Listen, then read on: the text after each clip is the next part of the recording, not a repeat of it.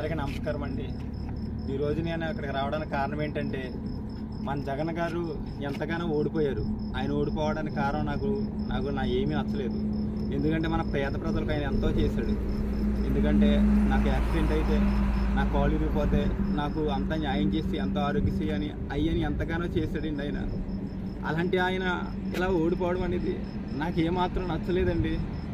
ఎందుకంటే ఇప్పుడు ట్యాంపరింగ్ జరిగిందని అదని ఇదని ఎంతోమంది వీడియోలు గట్రా పెడుతున్నారు, కానీ ఏ ఒక్కరు కూడా స్పందిస్తలేదు.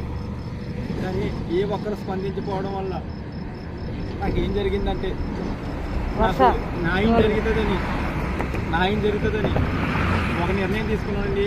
ఇవాళ తారీఖు 11వ తారీఖు 2024 సంవత్సరం జూన్ నెలండి.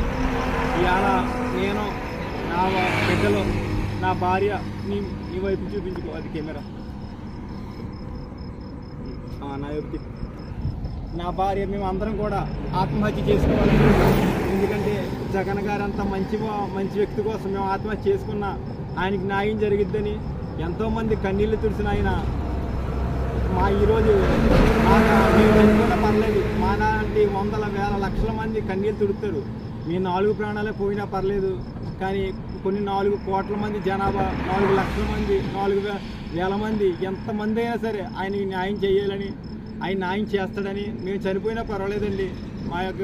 మాకు ఎంతగానో ఆయన చేశాడు. ఈ వీడియో ద్రౌపది ముర్ము గారి దగ్గరికి వెళ్ళాలి, మన రాష్ట్రపతి గారి దగ్గరికి వెళ్ళాలి ఈ వీడియో. ఎందుకంటే న్యాయం జరగట్లేదండి. ఎంతోమంది ఈవీఎం ట్యాంపరింగ్ జరిగాయని ఇంకా ఎంతోమంది ఎన్నో చెప్తున్నా కానీ ఎవరు పట్టించుకోవట్లేదు. ఎవరు స్పందిస్తలేదు. అధికారులకు కానీ అందరికీ తెలుసు ఇది మోసం జరిగింది, ఎక్కడో మోసం జరిగింది. జగన్ గారు మేము ఓట్లేసాం, మా ఓట్లు ఎక్కడ అని ఎంతమంది అడుగుతున్నా కానీ ఎవరు సమాధానం చెప్పట్లేదు. ఈరోజు మా ఓట్లు ఏమయ్యాయని మేము నిరసన తెలియజేస్తున్నాం.